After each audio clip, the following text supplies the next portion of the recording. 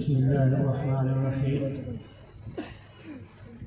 نحمده ونصلی علی رسولہ الکریم اما بعد اعوذ باللہ من الشیطان الرجیم بسم اللہ الرحمن الرحیم الا لہ الخلق والامر صدق اللہ العظیم۔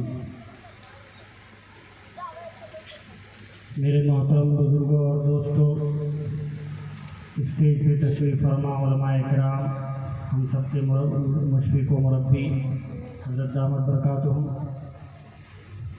یہ اجلاس جس کا عنوان اصلاح معاشرہ ہے اور جو آج کل آل انڈیا مسلم پرسنل لا بورڈ کی ایک تحریک کہ نکاح کو اتنا سادہ اور آسان بنایا جائے، جتنا ہی یہ آسان اور سادہ ہوگا اتنا ہی حلال کا راستہ آسان ہوگا تو حرام مشکل ہوگا، زنا کے راستے مشکل ہوں گے اور انسان نیکی کی طرف بڑھے گا۔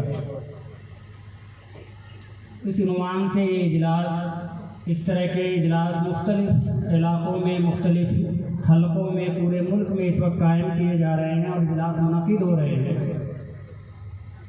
اللہ تعالیٰ اس طرح کے اجلاس کو مفید بنائے اور ہم سب کو شریعت پر عمل کرنے کی توفیق عطا فرمائے۔ میرے محترم بزرگوں اور دوستوں، اللہ تبارک و تعالیٰ نے ہمیں جو مذہب دیا ہے، ہمیں جو دین دیا، یہ دین عبادت کرنا اور پوجا پاٹ کرنے کے لیے صرف نہیں دیا گیا۔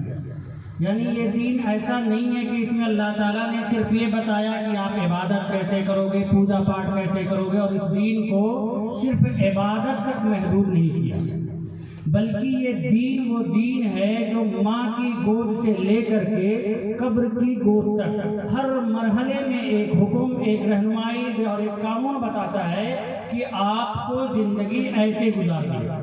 یعنی یہ دین صرف نماز پڑھنے، صرف عبادت کرنے کا نام نہیں ہے، بلکہ یہ دین کا اگر صحیح ترجمہ کریں گے تو اس کا مطلب ہوگا وے آف لائف، زندگی گزارنے کا طریقہ کیا ہوگا۔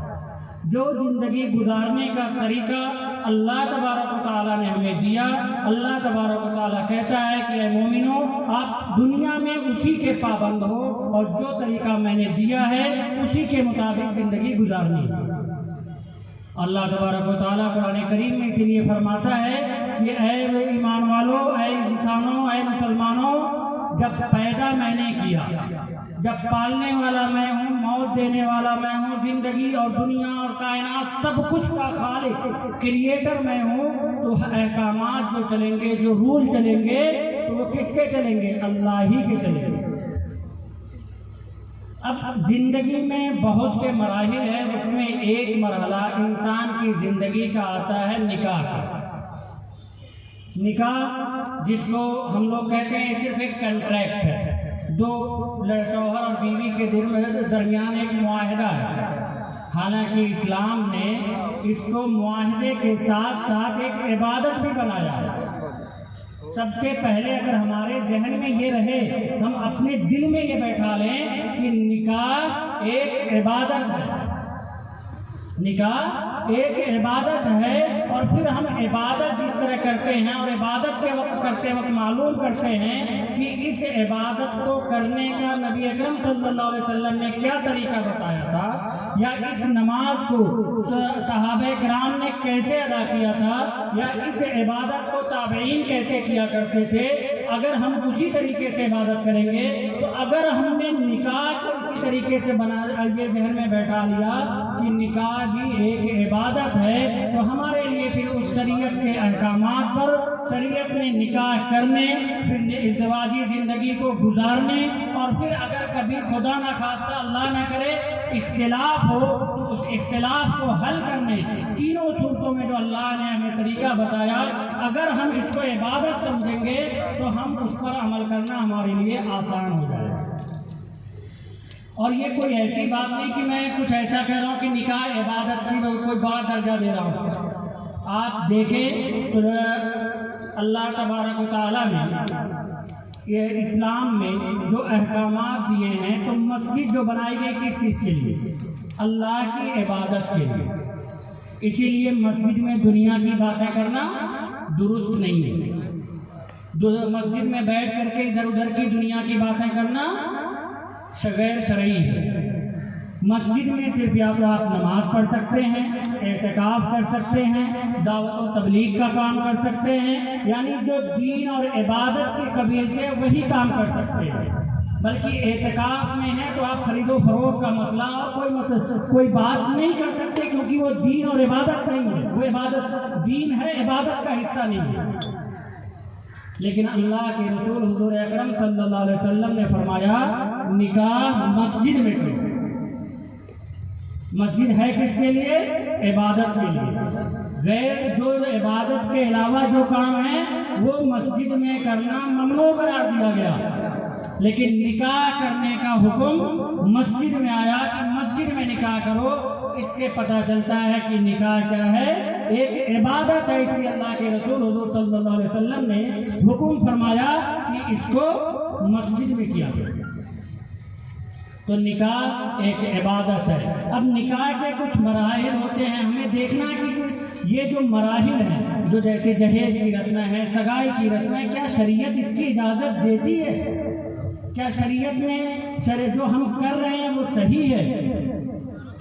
میرے بزرگوں اور دوستوں، ایک باپ اپنی بیٹی کو اگر کوئی جہیز دیتا ہے، اصل کے اعتبار سے وہ ایک ہدیہ اور تحفہ ہو سکتا ہے جس کی وجہ سے وہ مباح ہے، لیکن جس معاشرے میں، جس سماج میں جہیز کو ایک شرط مان لیا جائے، بلکہ کھل کے مطالبہ ہوتا ہو اور جہیز کم ملنے پہ رشتے خراب ہو جایا کرتے ہوں، تو وہ وہاں پہ جہیز ہدیہ نہیں بلکہ رشوت اور ظلم کے ہوگا، اور جہیز جائز نہیں ہو سکتا تھا،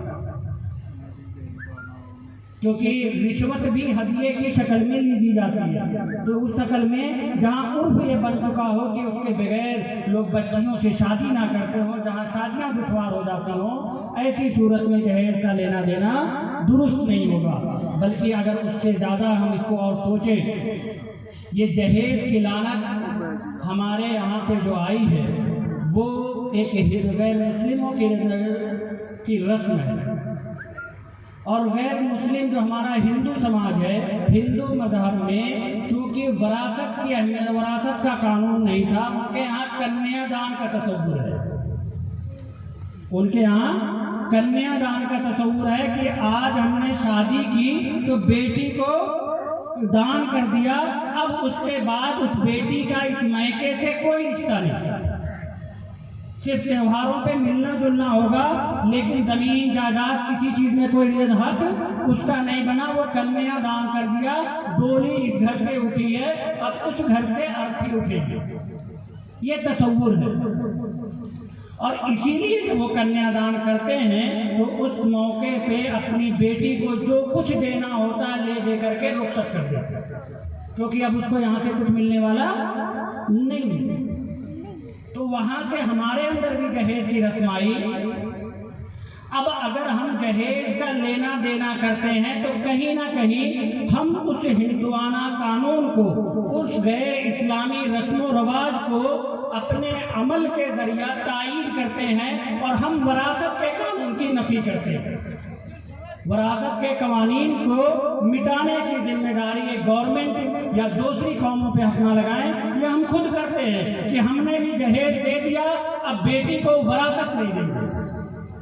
تو قرآن کا حکم سورہ نساء میں جو وراثت کا حکم آیا، اس آیتوں کو منسوخ کرنے والے، ان آیتوں کو ختم کرنے والے، ان آیتوں کو عملی زندگی سے بالکل ختم مٹانے والا کام کون کرتا ہے؟ یہ جہیز کی رسم کرتا ہے۔ تو میرے بھائی، جہیز صرف ایک رشوت یا ظلم نہیں ہے، سماجی برائی نہیں ہے، بلکہ جہیز کی وجہ سے اس ذہن کو، اس تھاٹ کو، اس سوچ کو، اس فکر کو تقویت ملتی ہے جو بچیوں کی وراثت کے مخالف ہے، جو بچیوں کی وراثت کے قوانین کی مخالفت کرتی ہے، جو یہ سمجھتی ہے کہ لڑکیوں کو اپنے میکے میں وراثت نہیں ملنی چاہیے۔ ہم عملاً نہ دے کر کے اور جہیز کے نام پہ مطالبہ کر کے اور جہیز کو بڑھاوا دے کر کے ہم اسی قرآن کے قانون کی مخالفت کرتے ہیں، اور اس ہندوانہ رسم کو اور غیر اسلامی شریعت، غیر اسلامی قوانین کو مضبوطی بخشتے ہیں۔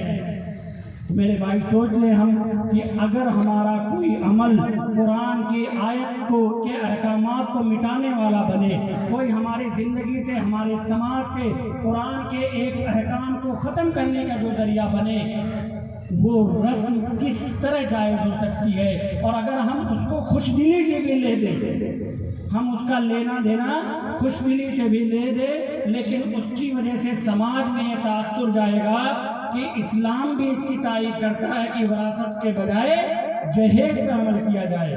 تو جہیز صرف ایک رشوت نہیں، جہیز صرف ایک ظلم نہیں، جہیز قرآن کی آیتوں کو مٹانے کا ذریعہ ہے، قرآن کی آیتوں کو عملاً ختم کرنے کا ذریعہ ہے۔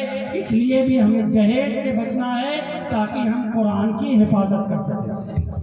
قرآن کے احکامات کو ہمیں صرف تفسیر میں نہیں پڑھانا ہے، ہمیں صرف مدرسوں میں تعلیم نہیں دینا ہے، بلکہ قرآن کے احکامات کو ہمیں اپنے عملی زندگی میں لانا ہے۔ آج ابھی ماشاءاللہ 40 بچوں کی دستار بندی ہوگی، جنہوں نے 40 یا 45 بچے ہیں جنہوں نے قرآن کو حفظ کیا۔ اللہ تبارک و تعالیٰ نے قرآن کی حفاظت کی ذمہ داری اپنے سر پہ لی، کہا میرا ذمہ ہے کہ قرآن وَإِنَّا لَهُ لَحَافِظُونَ، قرآن کی حفاظت ہم کریں گے۔ اور الحمدللہ اللہ تعالیٰ نے اتنے 1442 سال گزر گئے، اب تک قرآن کی حفاظت کر رہا۔ تو اللہ نے قرآن کے الفاظ کی بھی حفاظت کی، یہ حفاظ کرام نے قرآن کو اپنے سینوں میں محفوظ کر لیا، قرآن کے الفاظ کی بھی حفاظت کی۔ اللہ تعالیٰ نے علماء کے ذریعہ، مفسرین کے ذریعہ قرآن کے معانی کی بھی حفاظت کی، اور مدارس میں قرآن کی تفاسیر اور ترجمے پڑھائے جاتے ہیں، اس سے قرآن کی معانی کی بھی حفاظت ہوتی ہے۔